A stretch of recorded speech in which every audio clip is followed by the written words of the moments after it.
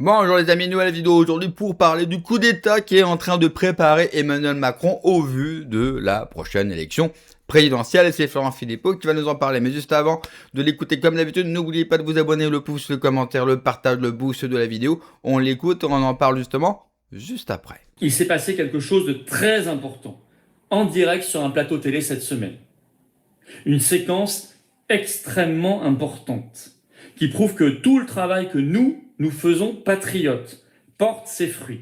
Car, souvenez-vous, j'ai fait, il y a quoi, 2 semaines, une petite vidéo en prenant au départ des informations qui sont sorties sur RTL et France Info en disant il y a une bizarrerie qu'on est en train de détecter et qui n'est toujours pas réglée 2 semaines plus tard, je vous signale, et qui est à mon avis pas prête d'être réglée.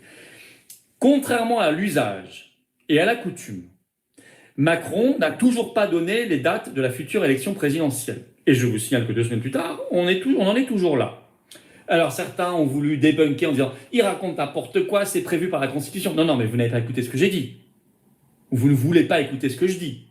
J'ai pas dit la Constitution, j'ai dit il y a un usage qui a toujours été respecté à toutes les élections présidentielles de la Ve République, 1 an avant le scrutin. Et là, ça fait maintenant belle lurette que les 1 an sont passés, puisque 1 an, c'était fin avril. Normalement, le président en exercice, il a le choix entre plusieurs dates, plusieurs week-ends, il fixe les dates. C'est pas simplement déterminer entre plusieurs dates, faire un choix, c'est très symbolique. Ça veut dire qu'il reconnaît la fin de son mandat. Et certains commencent à se dire c'est bizarre, Macron ne respecte pas du tout l'usage. Et là maintenant on est 1 mois et demi plus tard, on est dans les choux. Cette petite vidéo a fait le tour d'internet, celle que j'ai faite, a beaucoup intéressé et enfin elle a percé le mur médiatique. Car cette semaine, il y a même 48 heures seulement, sur CNews, dans l'émission de Pascal Praud, il y a du monde quand même qui regarde cette émission, il se trouve qu'ils ont parlé de tout cela pendant de précieuses longues minutes. Et il y avait notamment Joseph Massé-Scaron, le journaliste, qui a dit des choses intéressantes, il faut le dire. Et Pascal Praud a fait lui-même des révélations. Alors je vais vous citer ce qui a été dit. Car je crois que c'est important de bien comprendre ce qui est en train de se passer. Alors d'abord, ils font le résumé. Macron ne respecte pas la coutume, n'a toujours pas donné les dates de l'élection présidentielle. C'est étrange. Et il répète 2 fois, c'est étrange. Ok. Et là, le journaliste intervient et révèle quelque chose. Sur le plateau, en direct. Et il dit, Macron dit à ses proches qu'il prépare quelque chose de spectaculaire. Vous avez bien entendu, hein. En direct sur CNews. Macron dit à ses proches qu'il prépare quelque chose de spectaculaire. Découvrez à la Fnac. Smartphone. Accessoires smartphone. Découvrez tout l'univers téléphonie, disponible sur fnac.com. Rendez-vous sur fnac.com.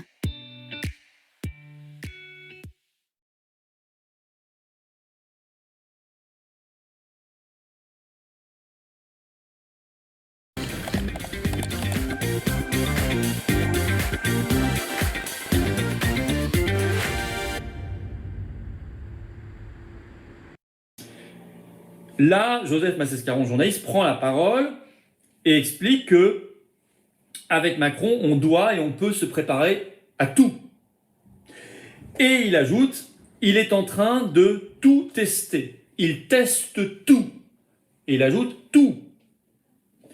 Et il ajoute, quand je dis tout, c'est que l'article 16 n'est pas impossible. L'article 16, vous le savez, de la Constitution, c'est l'article sur les pleins pouvoirs au président de la République, dont je rappelle que bien sûr il y a un contrôle constitutionnel au bout d'1 mois si les oppositions le demandent et de droit au bout de 2 mois, et il peut être prolongé, mais que pour déclencher l'article 16, le président de la République n'a besoin de l'autorisation de personne. C'est lui qui interprète l'article 16 de la Constitution et qui voit si on est ou pas dans les clous. Il doit faire des consultations, mais ce sont de simples consultations. Et encore, vous savez que Macron, on a su qu'il n'avait même pas respecté le principe de consultation pour l'article 12, c'est-à-dire la dissolution de l'Assemblée nationale en 2024.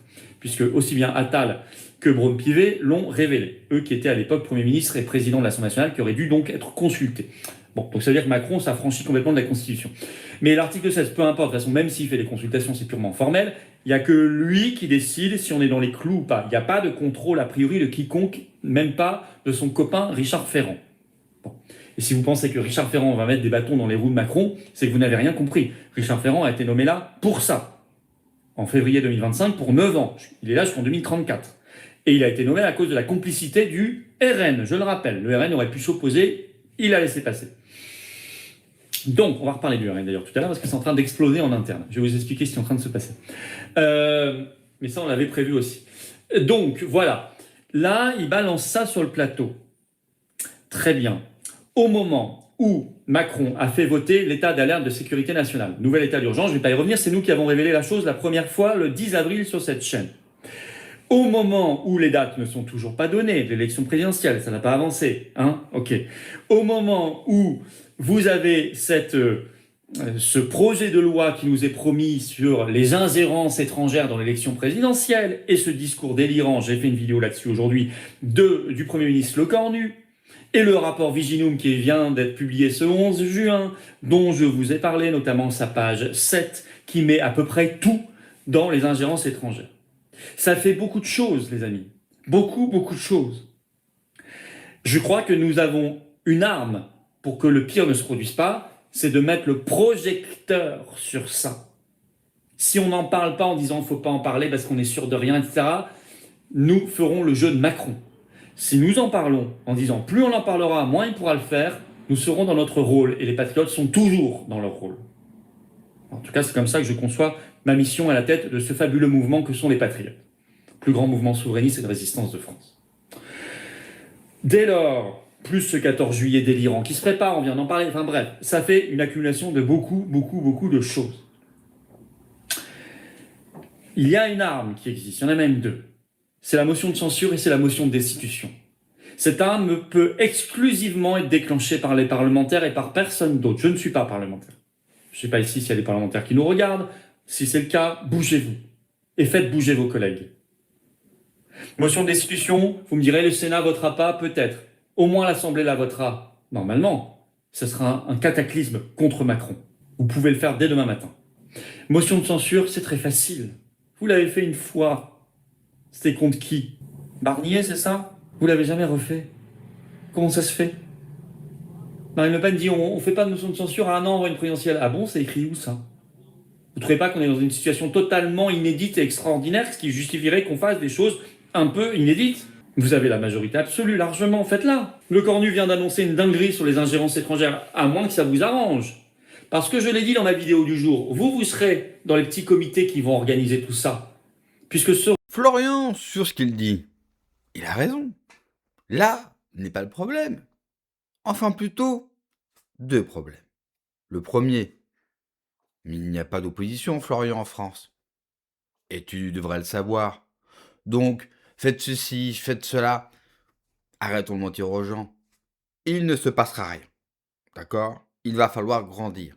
Vous savez, vous êtes un bébé, ensuite vous êtes un enfant, ensuite vous êtes un adolescent, et ensuite vous devenez un adulte. Malheureusement, je constate que beaucoup trop de gens sont encore des adolescents. Le pire, c'est que par ces discours-là, on bloque les gens à l'adolescence. Il n'y aura pas de motion de censure, il n'y aura pas de destitution de Macron. Oh, on va arrêter de rêver ou pas? Ou on fait de la politique fiction? Et pourtant, j'adore la science-fiction, j'adore les films de science-fiction. Vous avez le prochain film de Spielberg qui va sortir, j'irai le voir, sûrement. J'adore ça. Là, on parle politique. Là, on est dans du réalisme, dans des choses.